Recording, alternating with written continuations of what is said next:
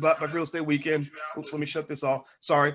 And so let's talk about this. So let's talk about what it means, to obtain wealth, to become rich, or whatever that means. Here's the deal. When you talk about wealth and rich people, I encourage you to consider something that Facebook founder Mark Zuckerberg does. Right? He's not he's not the best example, but that's an example that I'll use because the man makes about, I don't know, maybe $500 million a week or something. Right? And so one of the things that he does actually with Facebook is he's a copycat. He sees something that works and he copies what's working. Right. And if it doesn't work, he doesn't copy what's not working. He copies what's working. That's one of the things he does. Now, that strategy, a big chunk of that has led to him forming a company that is so dominant across the world. He started the company in his dorm room back when he was in school, when he dropped out of school, and he didn't get a degree. He didn't get student loans and a bachelor's degree. He started the company instead. And the thing is that this dominance is so great that the man makes $5-10 billion every single year. His company is being challenged now because they are so dominant, and what they've done is work. Now, this does not say that they're ethical, right? I think that there are a lot of ethical challenges we could all lay out on the table, and that's important to consider. That's one of the reasons why I'm not a believer that any of you should consider trying to be hardcore capitalists. But one of the things I want you to understand is that when you talk about trying to actually build wealth in America, you gotta consider, like, what model are you emulating, right? All of us are copycats. Every one of us is a copycat. Maybe you copied your mama. You saw how your mama drank her coffee every morning, or I would copy. One time when I was 7 years old, I went outside and I got in a fight with a little boy, and I called the little boy a pissant. I don't even know what a pissant is. What is a piss? Can anybody tell me what a pissant is? But I called this little boy a pissant, right? And my mother overheard me call this little boy this name. And I didn't even know what a pissant was, but I heard my daddy say it, so I said it, right? That's why I can't apologize too much when I cuss sometimes when I'm talking, because my daddy cusses like a sailor, but I would hear him say pissant, so I was copying my father. So we're all a bunch of copycats. So when it comes to building your success economically, you got to realize, just accept the fact that you probably are a little bit of a copycat. Most of us are. Maybe we copied the people ahead of us and went into a certain career because, I'm an engineer because my mother was an engineer, or we chose a certain strategy. I'm a renter of my apartment because that's what the adults who mentored me told me to do, right? So accept the fact that you're a copycat, and that's kind of okay to a point, right? It's kind of okay. So I would say this: look, if you're going to be a copycat, copy the right people. If you're going to be a copycat, copy people who are doing the things you want to do. Copy the people who are successful in the areas you want to be successful in. So let's talk about copying rich people. Right? Let's look at rich people. Now, I'm an expert on rich people. That's kind of what a finance PhD can do. Like, we understand wealth and money and how it flows and who has it and who doesn't and why and where it's going and all these other things, right? Literally on a scientific microscopic level, the same way the scientists in the lab study viruses and they try to figure out how do we stop a pandemic. They get the microscope and they look at the virus and how it moves and all that. Well, we did that with wealth, right? We do that with money. We look at money through a microscope. We figure out who has it, how long they keep it, why they keep it, what their cultural values are, what their relationships are, what moves they make, and that's how you come up with theories. That's how you figure out what works and what doesn't. So let's copy off the rich. Now, one of the principles that we have in the Black Business School, one of our guiding principles on wealth, we have a lot of cool little acronyms that we put together to make wealth cultural in your household. We want your children to not even be able to remember the first time they knew what stock market investing was. I want them to grow up not even remember the first time they learned that you're supposed to own property instead of rent property, right? I don't want them to be able to tell me about the day where they learned that they wanted to be a business owner. It should have happened so early that they can't even remember the day. Almost like if I was to ask you, what's the first time your mama took you to church? Most of you probably can't remember the first time your mom or your grandmother took you to church. I don't remember, because my grandma took me to church literally when I came out of my mother's stomach. So with that said, one acronym that we use, you're not going to find this in a textbook anywhere, but this is a great way to understand wealth and how wealthy people think and how wealth builders think, how bosses think, how owners think. It's OPP, right? And I came with this acronym not from the rap song. We're not being ratchet here, right? Y'all know OPP stands for other people's, you know what, right? But we're not talking about that. Now, if you're a little ratchet, you might say it stands for other people's profits, right? But we're not even talking about that. Or you could even say it stands for other people's property, which might describe gentrification, which might describe economic competition and powernomics, which is real, whether you want to believe it's real or not, right? Whether we want to accept the fact that the world is a competitive world, we know that competition is real. So other people's property might be an accurate way to describe what OPP stands for, but that's not actually what we use it for. What OPP stands for us as a wealth building mindset is opportunity, patience, and perspective. Opportunity, patience, and perspective. And so here's what I'm going to do. I'm laying it out in a framework to help you walk away with something today so that you'll be better people as a result of this conversation. Better in terms of achieving your goal, better in terms of providing for your family, better in terms of finding the freedom that you seek. You are the talented 10th. The fact that you came to this conference and some people didn't means that you're going to have a different set of outcomes than people who chose to do something different, right? And so opportunity, patience, and perspective. What does that mean? Well, wealth builders understand what it means to be rich and what it means to be poor. Now, the word poor, it has one way to describe it is it could be seen as an acronym for standing for passing over opportunities repeatedly. How many of you, give me a yes or no, how many of you know somebody who stays broke and every time and literally because they've never known what an opportunity looks like and don't know where to get them and don't have the hustle to go out and grab them, they stay poor because they pass over opportunities repeatedly. So you can literally put $1 million opportunity in front of that person and they're not going to see it, right? It might be because they're only trained to have a job seeker vision, right? Like, so for example, I've hired people, I've worked with people where I said, hey, you can take a partnership in this business deal. And I'm thinking this person can make hundreds of thousands of dollars, but all they know how to see is a paycheck. That's all they can see, right? And that comes from a kind of economic thinking, economic training that did not teach them how to scout for different opportunities. It's like going out in the woods. If I don't know how to survive in the woods, right? If I were to go out into the woods, I'm not a person that can identify food everywhere that it might be. I can't look at a berry and know if I can eat that berry or not eat that berry, right? You can put me in the Amazon where there's plenty of food to eat and I might starve to death because I've never been trained to identify where the food actually is.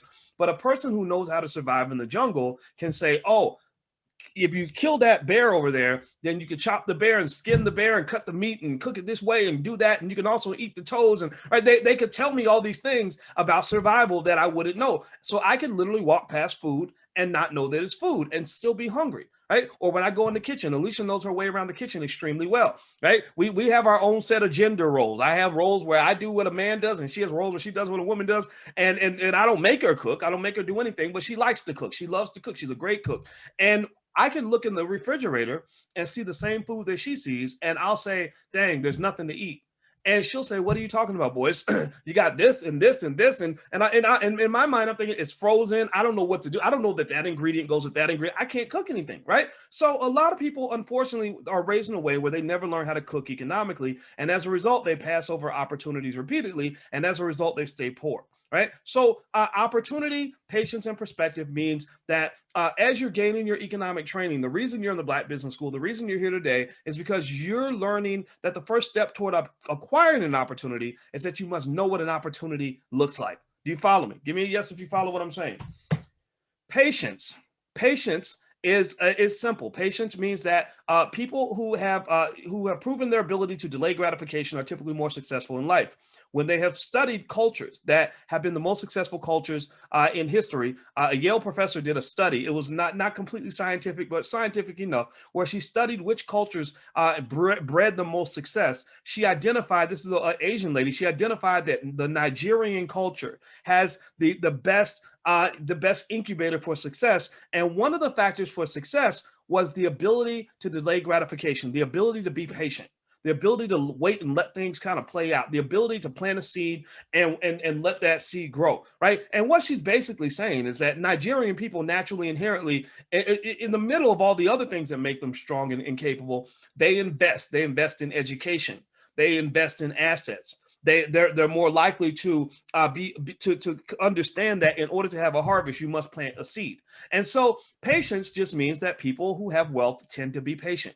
Gentrification, we're talking about real estate today. Gentrification did not start last week. They didn't decide last Tuesday that they were going to go take over all the neighborhoods across America. They started planning that in the 1970s. And they patiently made strategic steps over a long period of time that allowed them to make a power move for their grandchildren. right? So in order for you to be successful, I encourage you to understand what patience looks like and to realize that wealth, Warren Buffett said that wealth is simply a transfer from impatient people to patient people, short-sighted people to people with a long-term vision, right? People who are looking for the hit it and quit it to people that are looking for the long-term win, right? People that are thinking about the short money are giving money to the people that are thinking about the long money, right? So patience is very important. The last piece is perspective. Perspective is the cousin of patience, but perspective is a little different in the sense that if I have a perspective, that means I see the whole chessboard, right? Black people, unfortunately, in America have not been trained systemically to see the whole chessboard. A white supremacist educational system, white supremacist media is not going to train you to see the whole chessboard because you don't get trained to see the whole chessboard when they're training you to be a pawn on that board. They don't want you to see the whole board. They want you to be on the board so that someone else who sees the board can move you around like a chess piece. So a wealth builder tends to have perspective. They have the ability to see the future, the long and wide. They can see what's happening across the world. They can see what's happening long term. And there's a practice. It takes practice to kind of think that way. So I'll give you an example. In mathematics, there was a concept we used to learn called dynamic optimization that I'm not going to go into the details of the concept. It might make your head hurt a little bit, but basically it just kind of says that when you make a decision, you want to think long term. You want to think about where you're trying to go and then work your way backward. That's basically what it says. So I use that actual decision making process when I make decisions in my life. When I think about what I'm doing on a day-to-day basis, I don't think about today. I'm not thinking about right now or 2020, right? I'm thinking about things like the year 2070. And I'm thinking, where do I want Black people to be in the year 2070? And then I work backward. And that helps me figure out what we need to do right now today. Because I'm not worried about today. I'm worried about 2070. The only extent in which I'm thinking about today is that I want to plant seeds that are going to grow for tomorrow. So it's about perspective. The person who has perspective tends to win. So OPP stands for opportunity, patience, and perspective. That's what wealth builders do. And what I want you to kind of consider is this. You probably you may be like me and not quite understanding where you are in time, right? In time, I talked to that 21-year-old. I told you the 21-year-old cousin who hit me up and was asking me for advice yesterday, and it was a great conversation. I love talking to young people who listen. You know, a lot of young people don't want to listen. But I said, okay, well, since you're listening, I'll tell you things. If you weren't listening, I wouldn't tell you anything. I would just say, yeah, that sounds great. Go do what you want to do. Good luck, right? But he was listening. So I said to him, I said, you have to be as old as I am to know how young you are. And I said, 21 seems old because you don't know what it means to be 22. You've never been 25. You've never been 30. You've never been 35, 40. So you think 21 is old, and that's fine. Just like I think 49 is old because all I compare to is 48, 47, 46. I said, but a better way to kind of look at your life is to imagine this. Think about it like this. You are the ancestors. You're not the grandchild. You're the grandparent. You're the great-grandparent. You're the great-great-great-grandparent. Rather than looking at your life as 2020 kind of being the culmination of all the things that have happened before today, think about your life in terms of believing that 2020 is the beginning. It's the beginning, right? It's just like 1602. 1602 in your mind is the beginning, right? Of all the things that are going to happen after that. Well, 2020 is the beginning of all the things that the real stories are going to occur in the year 2100, 2200, 2300, 2400, right? So when you look at your life as the ancestor, as opposed to looking at yourself as the descendant of somebody else, it gives you another point of view. Now, I'll give you an example to help you understand that. Imagine if you went back 100 years and you could talk to your great-great-great-grandmother. And you went to your great-great-great-grandmother, and let's say that you wanted your family to be really wealthy in the year 2020. So it's the year 1920, right? The roaring 20s are about to start. Stock market's booming, the economy's recovering from the war, right? And they can't imagine, things like you tell them, oh yeah, in 2020 there's going to be a Black president, or 2018, or 2012, you know what I'm talking about, Obama, right? And they're gonna be like, no way, ain't no way a Black person could ever be president, right? Like a lot of things are happening now that they couldn't imagine 100 years ago, just like 100 years ago from now, a lot of things will be happening that you can't imagine today. So imagine if you said, look, Grandma, we can be really wealthy. You just have to do certain things. And let's say your grandma says, no, but we're poor. We're sharecroppers. We don't have any money. What are you talking about? Well, what would you tell your grandma to do? You might say, well, Grandma, let's get some property. Let's try to secure it, legally so that, that we can buy this land. And let's say your grandma was like, I was going to buy the house, but houses are expensive. This house costs a whole $4,000, right? and you're in New York City, and your grandma's complaining that the house in New York City in the middle of Manhattan costs $4,000, what would you say to your grandma? Right? What would you say? You would say, come on, grandma, let's figure this out. Let's figure out if we can pull together a family fund and buy this house, because this same piece of land is going to cost $1 million in the year 2020, right? That's what you would do. You would do everything in your power to whatever resources were around. You would accumulate those resources so that you could get your foot planted in the sand, so that when the asset value grows, your wealth will grow too, and your family will be better off 100 years from today, right? That's what you would do, right? Well, imagine if, now let's flip it. Now imagine if you're the great-great-great-grandmother or the great-great-great-grandfather, and imagine if you had a descendant 100 years from today who came back and was talking to you.